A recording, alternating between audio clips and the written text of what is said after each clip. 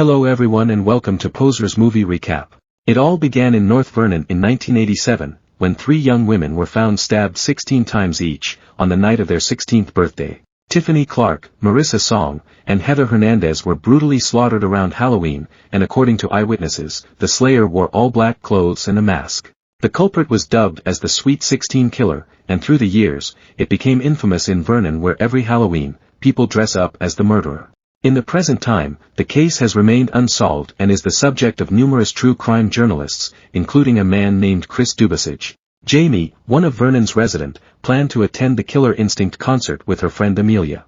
However, her mother Pam is worried for her safety, as she still remembers her friend's demise, who was one of the victims of the Sweet 16 Killer.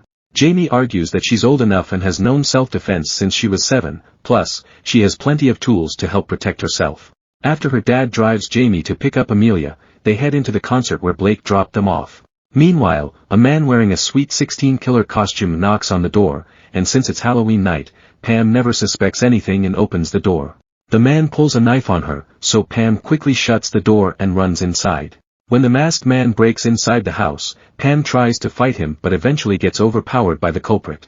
She ends up getting stabbed 16 times, and becomes the fourth victim since 1987. Jamie is devastated and heartbroken by the loss of her mother, and because of what happened, the town is on edge, which enhances her grief over her mom's death. When the sheriff asks her some questions, she learns that Pam has been exchanging text messages with Chris, the podcaster. Later, Jamie visits Amelia at the science fair, where her friend is trying to build a time-traveling machine using her mom's notes. The only problem is that Amelia hasn't figured out how to make it work, as she thinks that there's something missing on its connection. At home, Jamie asks her dad about Chris's friendship with her mom, to which Blake answers that she only talks to Chris to help him find the killer.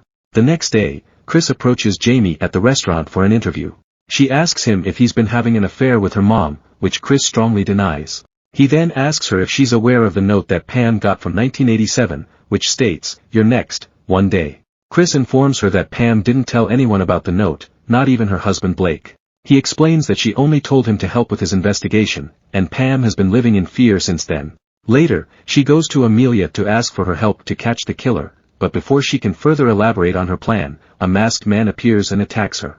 Jamie runs and hides at Amelia's time machine, and when the assailant catches up to her, it accidentally stabs the control panel of the machine, causing it to malfunction. Jamie is able to kick the man away, but the machine powers up, accidentally bringing her back to October 27, 1987, before the Sweet 16 Killer began his rampage. She ends up in a photo booth from the 1987 school fair, and has a hard time believing that she has gone in the past. A nice lady gives her a ride to school, where she thinks she can find her mom. She pretends to be an exchange student at Vernon High School, and it amazes her that the school employee accepts her without any verification. Initially, she had a hard time blending in, and was shocked at how chaotic the gym class was. After gym, she introduces herself to Pam, but learns that her teenage mom is a bully. Pam is part of Tiffany, Marissa, and Heather's group, which seems to be the popular girls in school who call themselves Mollies. Later, she goes to the police to report a crime that hasn't happened yet, but the police don't believe her and think that she's crazy. She then tries to find Amelia's mom Lauren to talk to her, and explains that she comes from the future where her future daughter is her best friend. She adds that she travels through time using Amelia's time machine, while escaping a serial killer who killed his first victim in 1987. She asks Lauren to help her catch the killer, and fix the time machine so she can go back to her own timeline. Lauren believes her because no one else knows about her notebook, so Jamie leads her to the phone booth that is currently housing the time machine. Lauren explains that time works in mysterious ways, and it never stops, meaning that Jamie in the future has disappeared, and people must be looking for her. Back into the future, police are investigating the grounds of the school fair, and Lauren's conclusion is right, Jamie is currently missing. As night comes, Jamie and Lauren go to attend Tiffany's party, but some old faces that are now younger send them away. Doug, the future principal, helps them sneak into the party, and they immediately try to find Tiffany. She is shocked to find her younger dad in a relationship with Tiffany, and when she tries to talk to them, Pam asks Randy to throw her out. Jamie is unable to find Tiffany anywhere, and she's not even in the garage where she was supposed to be killed. Thinking that she already changed things, she finds her lifeless body in her parents' bedroom, which is different from the future she knows. The sheriff thinks that she has something to do with Tiffany's death, but Pam tells the authorities that Jamie was just trying to save their friend. Jamie and Lauren walk with the distressed Pam, and tell her that she might be able to help them stop the future murder. Jamie claims that she's a psychic, and this time, Pam believes Jamie and promises to help save her friends. They stay with Pam and watch a movie, where Jamie asks her if she knows anyone who doesn't like the Mollies. Pam initially answers that she doesn't know anyone, but then, she recites several names that they bullied as if it were nothing. Jamie accidentally reveals that Pam is destined to be together with Blake, and her young mother feels ecstatic about it. Jamie is horrified at how mean her mom could be, but she is determined to stop the killer, so she might be able to save her life in the future. Amelia in the future starts fixing the time machine to be able to retrieve her friend Jamie, and while at it, Chris visits her and asks about it. Since he knew everything about their town's murder, he was baffled that he forgot the location of where the first victim was found. Amelia theorized that it must be the Mandela effect due to time travel, but Chris is still hesitant to believe the reality of going back in time. When Amelia looks at the crime photos, she finds a note that states, "Stab the machine, J." She then asks Chris about the rest of the pictures, and finds her best friend among the party guests. Realizing that Jamie is back in 1987, she figures that the note is for her. Meanwhile, Jamie continues to attend school, so she can find a way to stop Marissa from getting killed. She proposes to go out of town for Heather's birthday, and thankfully, they agree. On the way, Jamie asks them about his lab partner Lurch, because she notices him scribbling violent phrases in his notebook. They tell her that he's okay, but her fat sister Trish is one of the people they used to make fun of. Jamie thinks that Lurch can be a suspect, but stay quiet about it for the moment. When they reach their destination, Jamie is horrified to find the cabin where the second murder happened, but since they are already there, she has no other choice but to find a way to stop it. She then locks all the entrances of the cabin, and tells the group that there will be rules for tonight. But since they are all hyped for the birthday celebration, the group ignores her and starts partying. As the night goes by, she tricks them into going inside, but Randy locks her out because she's being a spoilsport. Inside, Pam starts to entice Blake but accidentally cuts her finger, and when it bleeds, she remembers Jamie's warning about the murder. She then lets Jamie inside, but it's too late, the Sweet 16 killer is already in Heather's room, changing the original sequence of the murder. The masked man chases Heather in the corridor, but since most of the doors are barricaded and the music is loud, they are unable to reach Heather in time. When they catch up to them, Heather is dead and the masked man is able to stab Blake. Jamie stops the invader from finishing off her future dad, but the culprit escapes through the door.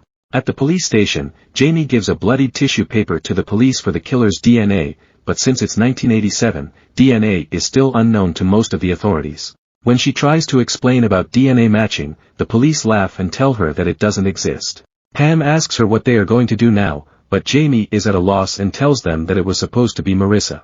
The next day, while everyone is on high alert about the killing, Lauren informs her that she made some progress with the time machine. She figures that the TV satellite can replace the signal they need, which is good for their purpose. But the bad news is that Jamie needs to go back in her time soon, or she'll get stuck in the past forever. Jamie tells her that the third murder is supposed to happen at the Halloween carnival, and Lauren tells her that it's good, since she can hijack its news broadcast as a signal for the time machine.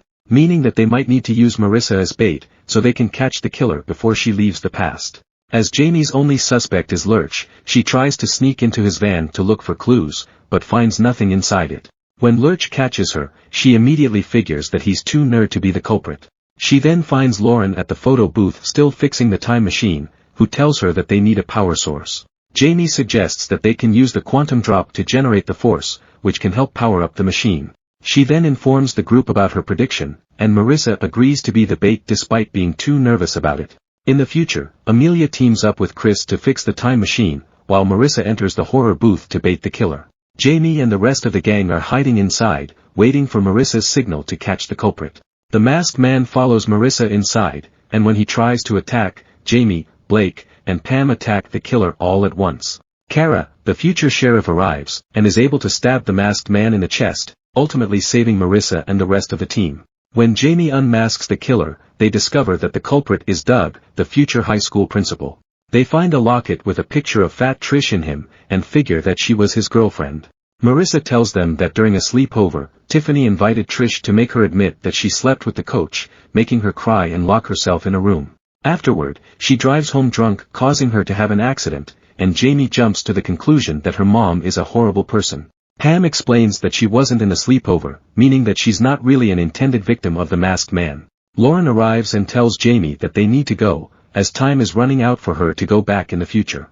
Suddenly, a second masked man appears and slashes Marissa's throat, causing her to become the intended third victim. Jamie recognizes him as the future killer, after looking at his mask that she ruined in the future. Meanwhile, older Lauren finds Amelia unconscious, while in the past, the gang is running to escape the future killer. As they pass the broadcast, Jamie shouts at the reporter that the killer is here, but the masked man stabbed him on live TV. Jamie and Lauren reach the quantum drop, and Lauren sets the timer 1 day earlier so Jamie can save her mom. Unfortunately, the masked man catches up to them, and Pam shows up as well. Lauren falls outside, while Pam and Jamie fight the masked man together. As the time machine activates, the masked man is able to stab Pam, before Jamie can eject her from the quantum drop. The masked man removes his mask, and it is revealed that the culprit is none other than Chris, the podcaster. Chris admits that Pam never got a note, and she's never been a target. He created that note to continue the story of the Sweet 16 killer, which was losing relevance after 35 years. After all, his whole new life revolves around the Sweet 16 killer, and the more attention it gets, the more famous he will become. When Chris attacks Jamie, she is able to hit him with the nail gun. As the time machine activates, Chris's body explodes because he is not in the control panel pod. In the future, she rushes home to find her mom alive, and when the older Lauren and Amelia arrive, Lauren asks to talk to her. Lauren remembers who Jamie is, and everything that happens in the past. She informs her that there are changes in the future, and hands her a book in which she notes down everything she knows. Suddenly, a man appears and Lauren reveals that Jamie's parents got together early, and now, Jamie has an older brother named Jamie, and her name is Colette. Subscribe to watch more videos like this. You can also hit the notification bell and like the video to help the channel out. Thank you.